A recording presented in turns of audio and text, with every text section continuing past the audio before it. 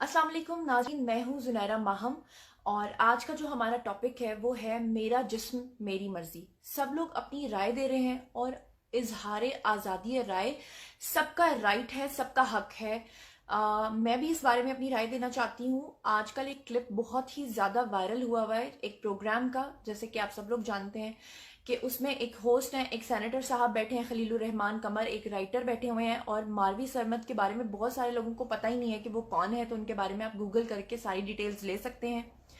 उनकी पिक्चर्स को अगर आप देखेंगे तो आप नोटिस करेंगे कि ज़्यादातर पिक्चर्स में उनके माथे पर बिंदी नजर आती है। उसका क्या मकसद है इस बात का मतलब मुझे तो नहीं पता।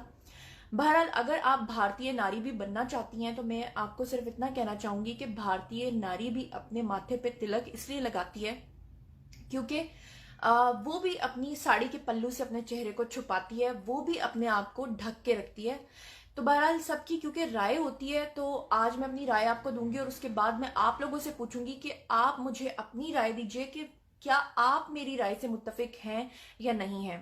आज मैंने कुछ पॉइंट्स जो हैं वो लिखे हैं ताकि मैं कोई भी इररेलेवेंट बात ना करूं और पूरी जो उसके कॉन्टेक्स्ट में बात जाती है मैं उसी के मुताबिक अपने पॉइंट्स दूं। तो चलिए आइए आज के पहले पॉइंट के बारे में हम बात करते हैं कि उस प्रोग्राम के अंदर हुआ ये कि सब लोगों ने एक छोटा सा क्लिप देखा है, लेकिन उससे पहले क्या हुआ है उसके बाद क्या हुआ है ये लोग नहीं जानते। अगर आप पूरा प्रोग्राम देखेंगे तो आप खुद से इस बात का फैसला कर पाएंगे। तो चलिए आइए मैं आपको बताती हूँ कि सबसे पहले इस पे जब डिबेट शुरू हुई तो मारवी साहिबा क्या कर रही थी कि हर एक की बात को टोकती चली जा रही थी और बार बार एक लफ्ज बोल रही थी, मेरा जिस्म मेरी मर्जी, मेरा जिस्म मेरी मर्जी।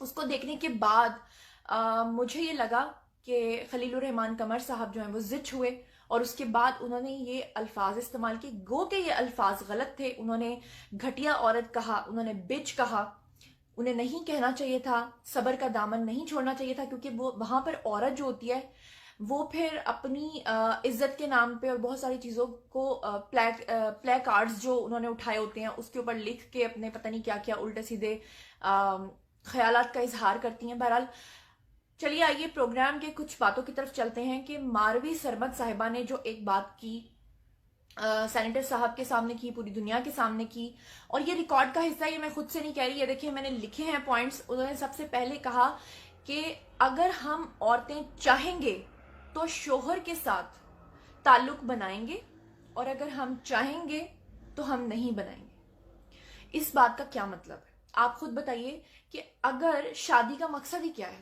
अपनी नस्ल को आगे बढ़ाना, शादी का मतलब ही क्या है कि जना से बचना, गलतकारी से बचना और एक रिश्ते को जिसे हमारा मजहब जायज करार देता है उसको आगे लेकर चलना पूरी ईमानदारी के साथ। लेकिन यहां पर मारवी साहिबा क्या कह रही हैं कि लड़कियों को वो ये तरगीब दे रही हैं कि शादी करने के बाद भी अगर लड़कियां फिजिकल होना चाहती हैं या नहीं होना चाहती तो ये सब उनका हक है। अगर ये उनका हक है तो आप मुझे बताइए उन्हें शादी करने की जरूरत ही क्या है, वो शादी ना करें। और यही वो पॉइंट है जो वो असल में चाहती हैं। इसी एजेंडे को दरअसल वो तकवीत देना चाहती हैं कि लड़कियां शादियां करना छोड़ दें और वो लिव इन रिलेशनशिप में रहना शुरू कर दें। दूसरा पॉइंट है, वो कहती हैं ऑन स्क्रीन कि हम चाहेंगे तो हम बच्चे पैदा करेंगे और अगर हम चाहेंगे तो हम बच्चे पैदा नहीं करेंगे। आपने बहुत सारे प्लेकार्ड्स देखे होंगे कि उसमें भी उन्होंने यही दिखाया है कि नो बच्चा दानी और समथिंग, और मुझे तो ऐसे अल्फाज बोलते हुए भी शर्म आती है। लेकिन एक बात याद रखिए, औरत या दोनों बराबर हैं, लेकिन किसी चीज में मर्द को बर्तरी हासिल है और किसी चीज में औरत को। आप देखिए कि औरत अगर माँ है तो माँ के पैरों तले जन्नत है, लेकिन अगर उस जन्नत का कोई दरवाजा है तो वो बाप है। इसका मतलब ये नहीं है कि औरत के पैरों तले जन्नत है तो औरत जो है वो हर चीज की हकदार है, आदमी से बरतर है, ऐसा नहीं है। फिर मारवी साहिबा ने इस प्रोग्राम के अंदर कहा कि औरतें यानी लड़कियां अब ये जुल्म बर्दाश्त नहीं करेंगी।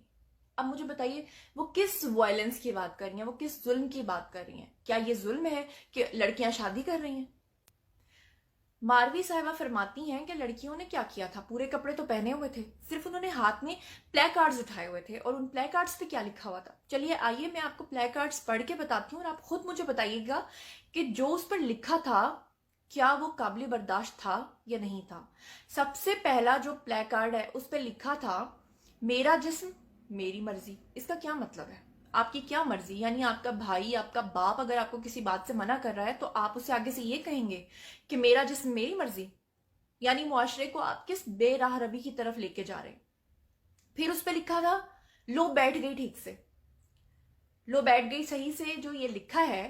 اب آپ ہی بتائیے کہ کیا ہر گھر میں جو لڑکی ہوتی ہے، جو بیٹی ہوتی ہے، جو بچی ہوتی ہے، اس کو شروع سے تربیت کا حصہ نہیں ہوتا؟ اسے سکھایا نہیں جاتا کہ تم نے کس طرح سے بیٹھنا ہے؟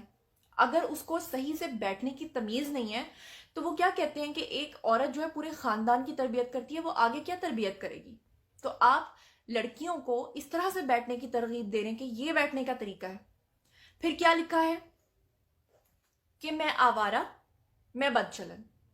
یعنی کہ اگر آپ کو یہ چیزیں پسند نہیں ہیں اس معاشرے کی، تو آپ بہتر ہے کہ پھر اس معاشرے میں چلے جائیں جہاں پر ان سب چیزوں کو حلال سمجھا جاتا ہے، وہاں چلے جائیں. آپ کو آزادی ہے. پاکستان میں رہ کے آپ لوگوں کو کیوں خراب کر رہے ہیں؟ پھر لکھا ہے کھانا خود گرم کر لو. اب آپ خود بتائیں کہ اگر ایک شوہر اپنی بیوی کا نان نفقہ پورا کرتا ہے، اس کے لیے ہر چیز وہ پوری کر رہا ہے، تو عورت کا کوئی حق نہیں بنتا، کوئی فرض نہیں بنتا کہ وہ اس کے لیے کھانا ہی گرم کر دے. ٹھیک ہے، وہ ایک الگ بات ہے کہ میاں بیوی اگر میوچلی انڈرسٹینڈنگ کے ساتھ کچھ کام کر رہے ہیں تو وہ ایک الگ بات ہے. لیکن محض کھانے کو ایک بات بنا کر آپ لوگوں نے اس کو ایشو بنا دیا. پھر ایسے الفاظ کے جنہیں میں اپنے منہ سے بول بھی نہیں سکتی، آپ دیکھ لیں. یہ کوئی باتیں ہیں کرنے والی؟ ایک لڑکی ہونے کے ناطے چاہے میں دنیا کی سب سے طاقتور انسان بن جاؤں، چاہے میں فائنینشلی اپنی فیملی سے 10 گنا زیادہ سٹرونگ ہو جاؤں یا 100 گنا، میں پھر بھی چاہوں گی کہ میں اپنے بھائی، اپنے باپ اور اپنے شوہر سے ایک قدم پیچھے رہ کر چلوں. اس لیے نہیں کہ میں ان سے کمتر ہوں، بلکہ اس لیے کہ ان سے پیچھے چلنے میں مجھے اس بات کا احساس رہے گا کہ میرے راہبر، میرے رہنما مجھ سے آگے ہیں. تو اپنی اپنی سوچ کا ایک ڈھنگ ہوتا ہے. تو خدا را آپ اس طرح کی جو موم بتی مافیا ہے ان سے بچیں اور اپنے آپ کو خراب مت کریں، کیونکہ ان کے ایجنڈے کو آپ تقویت پہنچا رہے ہیں، کیونکہ آپ ان کے ہاتھوں میں کھیل رہے ہیں، مگر آپ کو یہ نہیں پتا کہ اصل میں یہ سب کچھ کیوں کر رہے ہیں. یہ پراپر سپانسرشپ ہوتی ہے، ان کو پیسے ملتے ہیں، اس پیسے کے بہاف پہ یہ اس طرح کی کیمپینز چلاتے ہیں اور ہمارے معاشرے کو خرابی کی طرف لے کر جا رہے ہیں، جو کہ بہت حد تک ہو بھی چکا ہے. اگر آپ 90s میں دیکھیں، 2000 میں دیکھیں اور اس کے بعد آج کا معاشرہ دیکھیں تو بتائیے کتنا فرق پڑ چکا ہے. آج کی لڑکیاں کیسے یونیورسٹی جاتی ہیں، کیسے کالجز جاتی ہیں، کیسا ماحول ہے اب وہاں کا. کس طرح وہ ایک وقت تھا کہ جب اپنے گھر والوں کو بتا نہیں سکتی تھی کہ ہم کسی کو پسند کرتے ہیں، جو کہ غلط بات نہیں ہے، لیکن آج تو وہ بوائے فرینڈ کے ساتھ کھلے عام ڈیٹس مارتی ہیں. تو یہ ہمارے معاشرے کو سلو پوائزننگ کی جا رہی ہے. مگر یاد رکھیں کہ کل آپ بھی ماں بنیں گی، اور جب آپ کی بیٹیاں یہ سب کچھ کریں گی تو پھر آپ کو سمجھ آئے گی. امید کرتی ہوں کہ میری رائے سے آپ متفق ہوں گے. اگر ہیں تب بھی بتائیے، اگر نہیں ہے تو اپنا نیریٹو بتائیے. ہمیں ایک دوسرے پہ تنقید کرنے کا کوئی حق نہیں ہے، لیکن ہمیں غلط اور صحیح کہنے کا جو ہم سمجھتے ہیں وہ ضرور حق ہے. تو میں آپ لوگوں کا انتظار کر رہی ہوں. تب تک کے لیے اپنا بہت خیال رکھیے گا. اللہ نگہبان.